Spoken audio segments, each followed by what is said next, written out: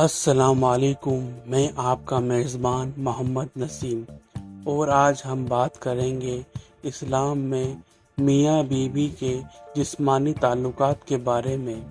یہ ایک ایسا سبجیکٹ ہے جسے اکثر لوگ صحیح طریقے سے سمجھ نہیں پاتے، لیکن اسلام نے اس ریلیشن شپ کو بہت ہی اسپشٹ، کلیئر اور سمان جنک طریقے سے پریبھاشت یا پھر ڈیفائن کیا ہے۔ ہم اس ویڈیو میں قرآن، حدیث اور اسلامی اسکالرز کے نظریے سے جانیں گے کہ میاں بیوی کے بیچ جسمانی تعلقات کیسے بنائے جا سکتے ہیں اور کن باتوں کا دھیان رکھنا چاہیے۔ اسلام میں نکاح کو ایک پوتر بندھن اور دائتو مانا جاتا ہے جسے اللہ کے آدیش اور شریعت کے آدھار پر نبھانا ہوتا ہے۔ لیکن کیا غلط طریقے سے شاریرک سمبند بنانے سے یہ پوتر بندھن ٹوٹ سکتا ہے؟ آج ہم جانیں گے اسلام کی شکشا کے انوسار یون سمبندوں کے نیم اور کیسے ان کا النگھن آپ کے نکاح پر پربھاؤ ڈال سکتا ہے۔ سب سے پہلے یہ سمجھنا ضروری ہے کہ اسلام میں نکاح کیول شاریرک سمبند کا مادھیم نہیں ہے، بلکہ ایک ایسا بندھن ہے جس میں پتی پتنی کے بیچ وشواس، پیار اور دیکھ بھال کا سمبند ہوتا ہے۔ اللہ نے پتی پتنی کے بیچ کے یون سمبند کو پوتر اور ایک سادھن کے روپ میں دیکھا ہے جو ایک رشتے کو مضبوط کرتا ہے، لیکن اس کے لیے شریعت کے کچھ اہم نیم ہیں جنہیں ماننا ضروری ہے۔ اسلام میں یون سمبند کے کچھ اسپشٹ دشا نردیش دیے گئے ہیں۔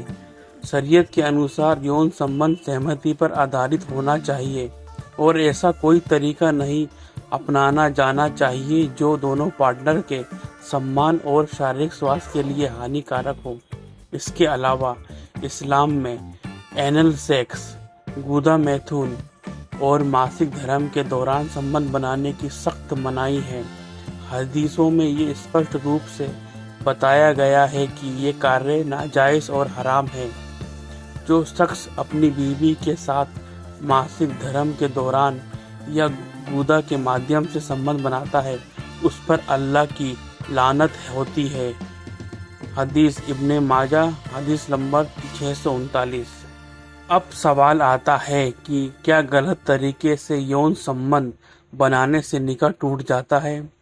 فقہ کے ودوانوں کے انوسار اگر پتی پتنی شریعت کے خلاف جا کر یون سمبند بناتے ہیں تو یہ ایک بڑا گناہ ہوتا ہے، لیکن اس سے سیدھے طور پر نکاح نہیں ٹوٹتا۔ نکاح تب ٹوٹتا ہے جب طلاق یا خلا کی پرکریا کو پورا کی جاتی ہے، یا پھر اگر کوئی ایسا گناہ کیا جائے نکاح کے انوبندھ کو کمزور کر دے۔ غلط طریقے سے یون سمبند رکھنا گناہ ہے اور اس کے لیے پتی پتنی کو توبہ کرنی چاہیے، لیکن یہ اپنے آپ میں نکاح کو ختم نہیں کرتا۔ اسلام میں توبہ، پشچاتاپ اور سدھار کا مارگ پرستت کرتا ہے۔